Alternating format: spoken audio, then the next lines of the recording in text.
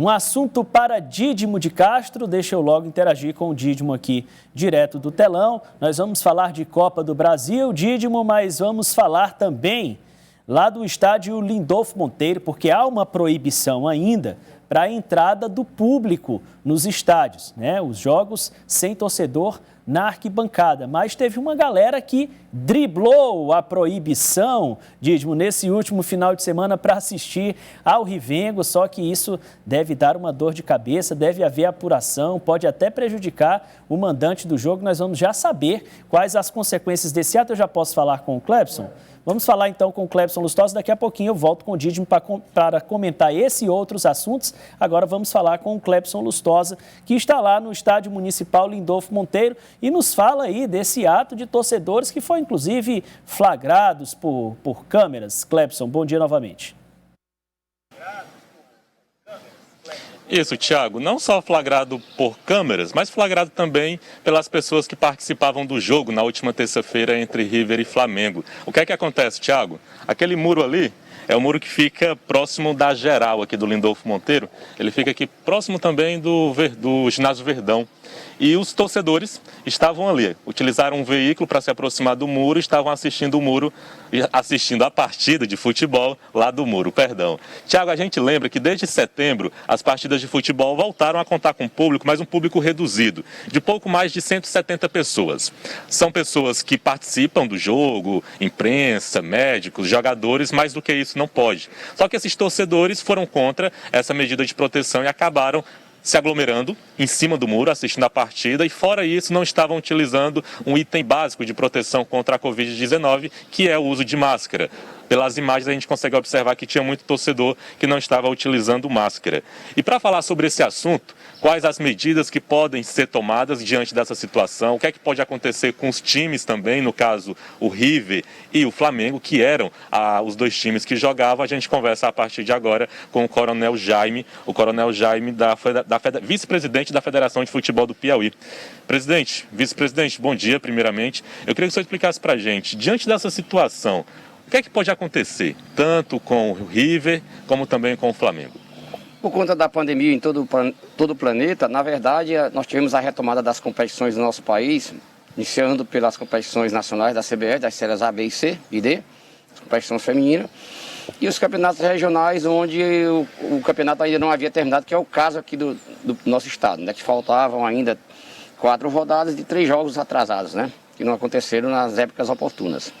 De tal forma que uma situação como essa, que eu não estava aqui em Teresina, eu estava em Altos, no jogo do Altos, mas é simples demais de resolver o problema.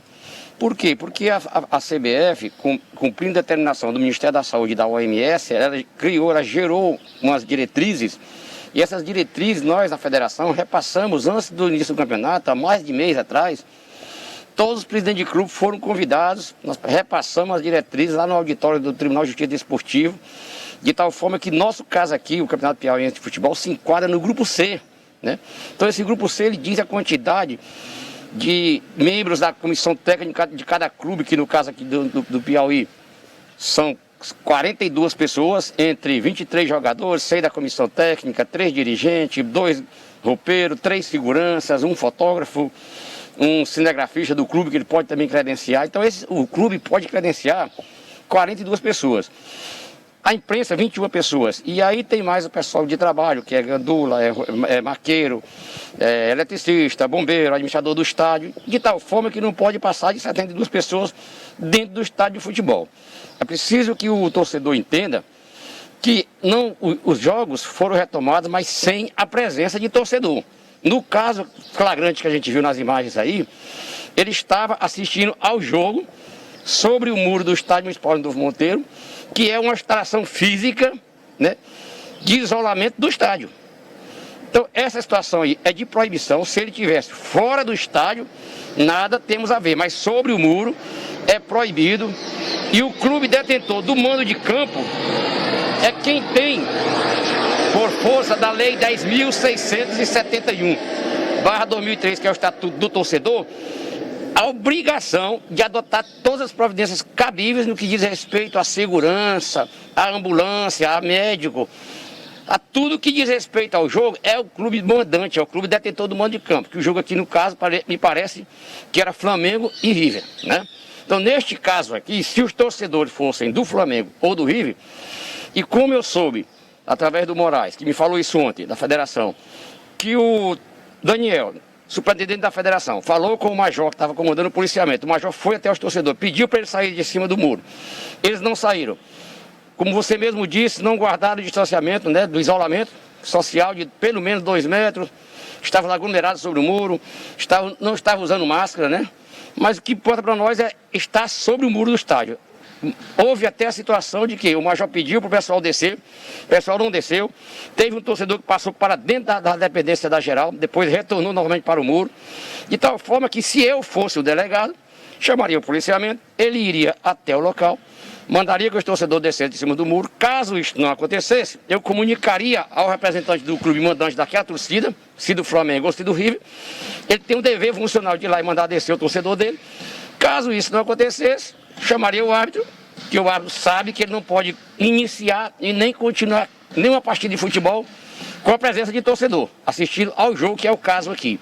Então, neste caso, ele paralisaria o jogo, aguardaria por 30 minutos, caso os torcedores não obedecessem, ele encerrava o jogo, consignava na súmula de jogo e aí ia para o regulamento do campeonato. Quem deu causa ao encerramento da partida? Foi o torcedor do River ou foi o torcedor do Flamengo?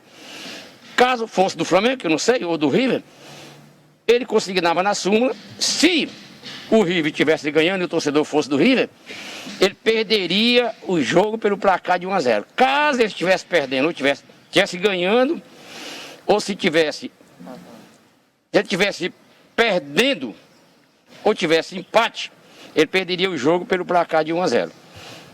Ok, Coronel, queria agradecer pelas informações do senhor, um ótimo dia. É uma situação, Tiago, que hoje a gente tem Timon em 4 de julho. Caso venha se repetir um caso como esse, está aqui o Coronel falando para a gente quais as medidas que podem ser tomadas. Tiago, rapidinho, eu sei que a gente está com o tempo estourado, mas é importante a gente levar essa informação. O Flamengo mandou uma nota para a gente. Segundo a nota do Flamengo, o aspecto de segurança, a organização do mandante não cabe ao controle da situação externa. O clube vai verificar o que pode ser solicitado em termos de segurança pública da Guarda Municipal.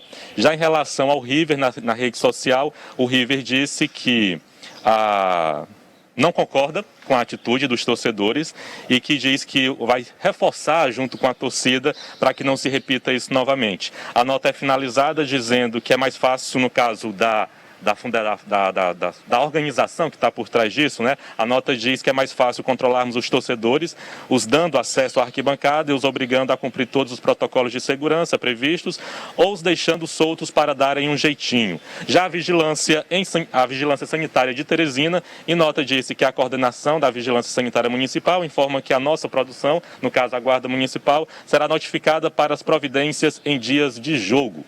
O que se aguarda hoje para Timon em 4 de julho é que essa cena de Rivengo e Flamengo não se repita. Tiago. Tá certo. Muito obrigado, Clebson, pelas informações. As pedras estão lá, posicionadas. Se eles quiserem subir de novo, vão ter acesso de novo. Precisa tomar uma providência porque tinha gente sem máscara também lá. Bom, então deixa eu falar aqui com o Dídimo de Castro agora. Dídimo, antes da gente falar de Copa do Brasil, vamos só fechar aqui a questão relacionada ao Campeonato Piauiense. Teve complemento da rodada. O Parnaíba ganhou de 1-0 ontem do Piauí Esporte Clube em Parnaíba e subiu para 19 pontos. Em relação a esse caso aí, eu discordo completamente.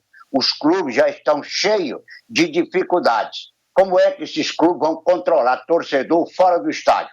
Ontem no Morumbi, em São Paulo, milhares de torcedores do São Paulo estavam na porta do estádio, com bandeiras, com faixas, recepcionando a chegada da delegação do São Paulo. E aí o clube vai fazer o quê? Lá em São Mateus, onde o River jogou recentemente, no Maranhão, o muro estava cheio de gente. Já tivemos jogos aí onde as pessoas alugam um caminhão e encostam no muro e vão assistir o jogo. O que o clube pode fazer? Discordo completamente de querer punir os clubes por mais um fato que não é responsabilidade dos clubes absolutamente.